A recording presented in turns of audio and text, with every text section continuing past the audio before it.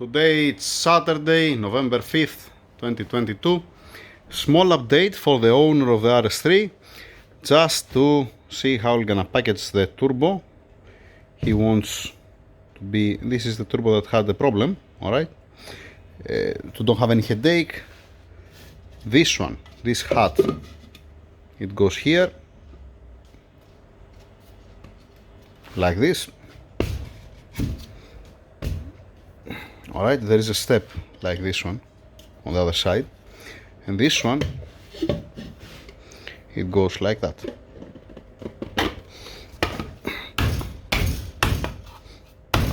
It's a 3D printed, obviously, to be secured the turbo. Now, some tape. I told them why you didn't make 4 lips to lock in place, to put inside and turn it and lock, but it's okay, it's okay.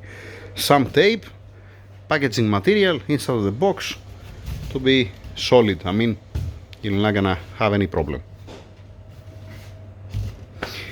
Alright, small update for the owner that the package it's ready, alright, and that he can ship it back. Thank you. Have a nice weekend, by the way. I don't know if I'm gonna make another video today. We're gonna see.